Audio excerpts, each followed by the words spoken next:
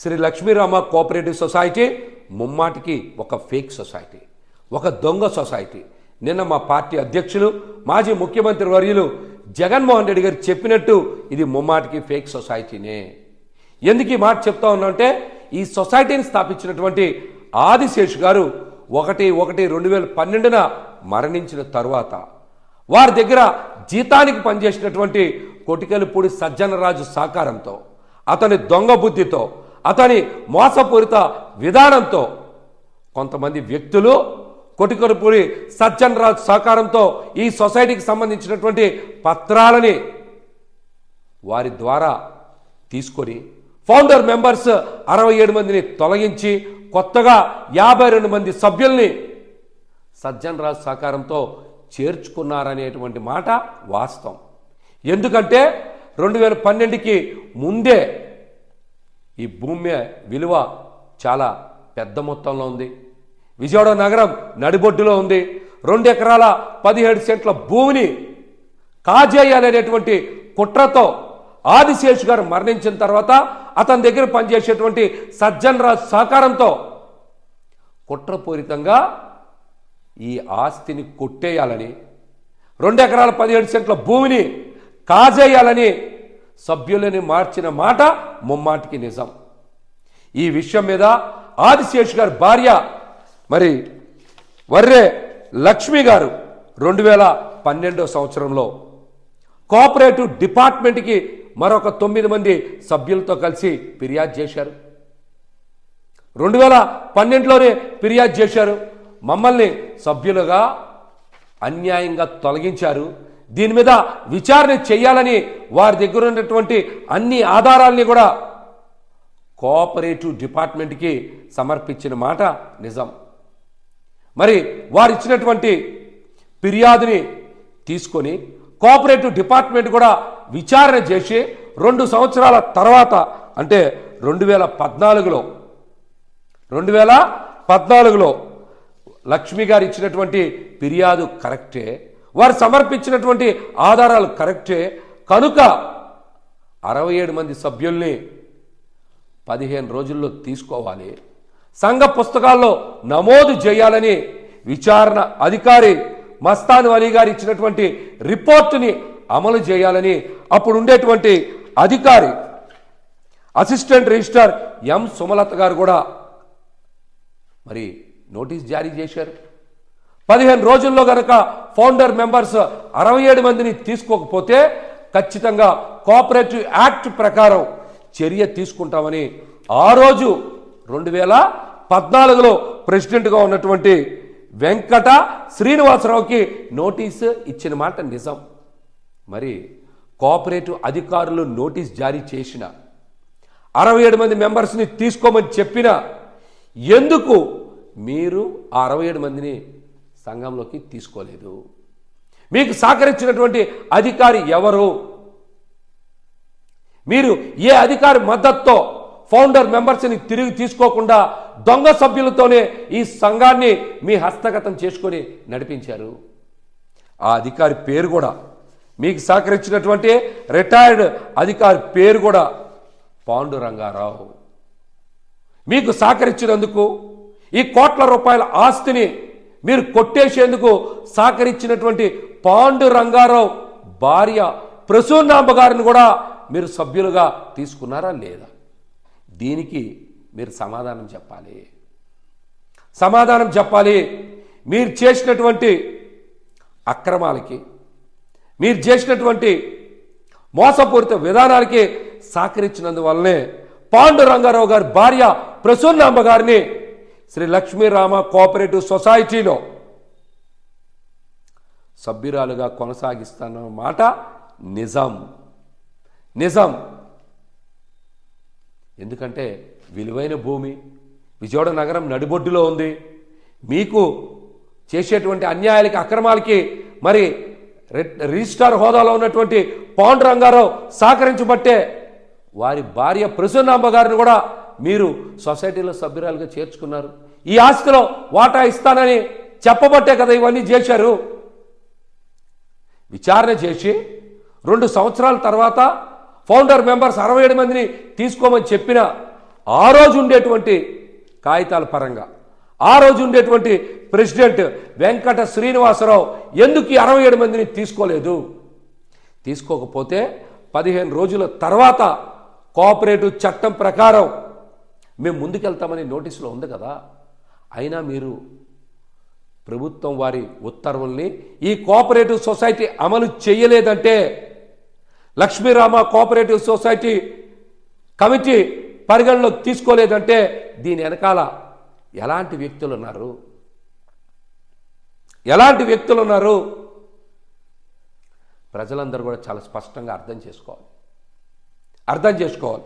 ఈ విషయం మీద మరొక ముఖ్యమైన విషయం ఏంటంటే, ఈ విచారణ చేసిన సందర్భంగా ఆంధ్రప్రదేశ్ ప్రభుత్వం సహకార శాఖ జారీ చేసినటువంటి నోటీసులో పేరు వెంకట శ్రీనివాసరావు ఉంది. కానీ ఈ మధ్యనే government of Andhra Pradesh cooperative department ఇచ్చిన దాంట్లో 2014లో ప్రెసిడెంట్ పేరు మారిపోయింది. అప్పుడేమో వెంకట శ్రీనివాసరావు అని ఉంది, ఇప్పుడేమో నంబూరి తిరుమలరావు అని ఉంది ప్రెసిడెంట్ పేరు. ఎలా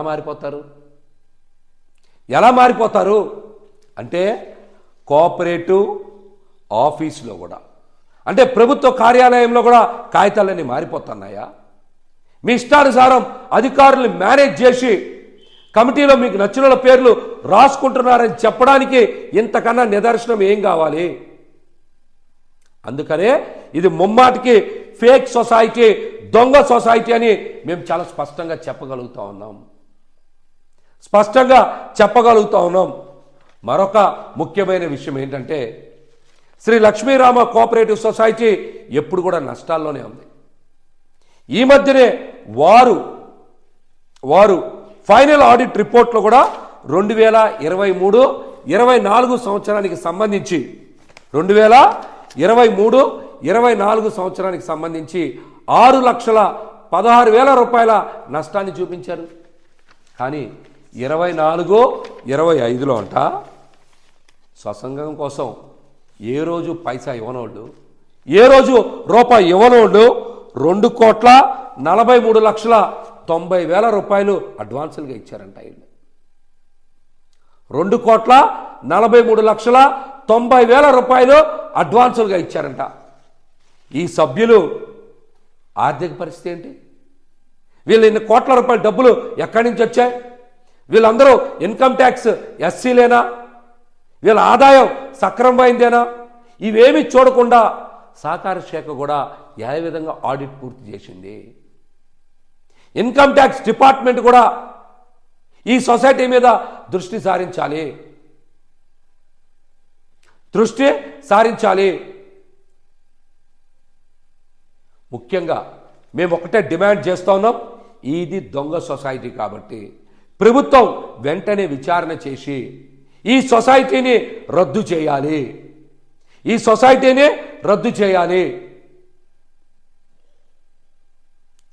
రద్దు చేసినప్పుడు మాత్రమే జోజీనగర్లో ఉండేటువంటి 42 ప్లాట్ల యజమానులకి కూడా న్యాయం జరుగుతుంది.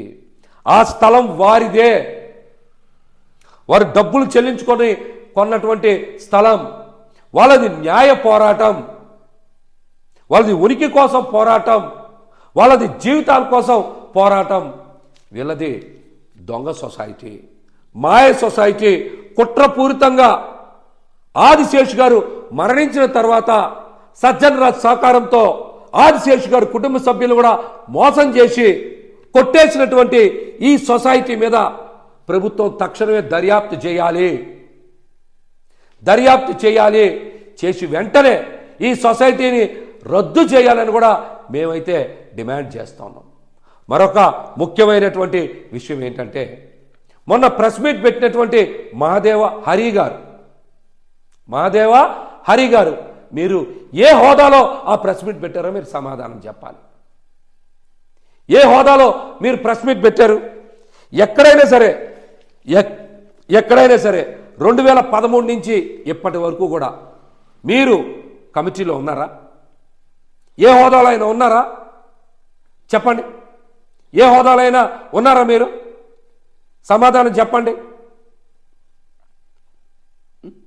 ఇది కూడా ప్రభుత్వం జారీ చేసినటువంటి కాగితాలే కదా ఇవి. ఈ పత్రాల్లో మీ పేరు ఎక్కడైనా ఉందా? ఏ హోదాలో మీరు ప్రెస్ మీట్ పెట్టారు? మీరేమన్నారు? సొసైటీ పెట్టినప్పటి నుంచే నేను సభ్యుడిని చెప్పారు. సొసైటీ పెట్టి 44 ఏళ్ళు పైన పూర్తయింది.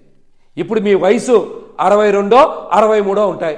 సొసైటీ పెట్టి 44 ఏళ్ళు అయితే మీరు 18 ఏళ్ల వయసులో ఇందులో గనక సభ్యుడిగా చేరే అవకాశం ఉందా? చెప్పండి. మీ వయసు 1 సంవత్సరం అటు ఇటుగా ఉంటే అప్పుడు మీరు మైనర్ అయి ఉంటారు ఖచ్చితంగా. అప్పుడు మీరు ఖచ్చితంగా మైనర్ అయి ఉంటారు. 1981లోనే మీరు మెంబర్ ఎలా అయ్యారు? ఎవరిని మభ్య పెడతానికి మీరు ఈ మాటలని చెప్తా ఉన్నారు? ఏ హోదాలో మీరు ప్రెస్ మీట్ పెట్టారు? ఈ అంశాల మీద ఖచ్చితంగా ప్రభుత్వం దర్యాప్తు చేయాలి. ఈ సొసైటీని రద్దు చేయాలి. ఈ సొసైటీ మీద ఇన్కమ్ ట్యాక్స్ డిపార్ట్మెంట్ కూడా వీళ్ళు వేసినటువంటి రిటర్న్స్ని ఖచ్చితంగా చెక్ చేయాలి. అదేవిధంగా 42 ప్లాట్ల యజమానులకి న్యాయం చేసే దిశగా మా పార్టీ అధ్యక్షుడు జగన్మోహన్ రెడ్డి గారు డిమాండ్ చేసిన విధంగా ఖచ్చితంగా ప్రభుత్వం చర్యలు తీసుకోవాలని కూడా మేమైతే కోరుతా ఉన్నాం.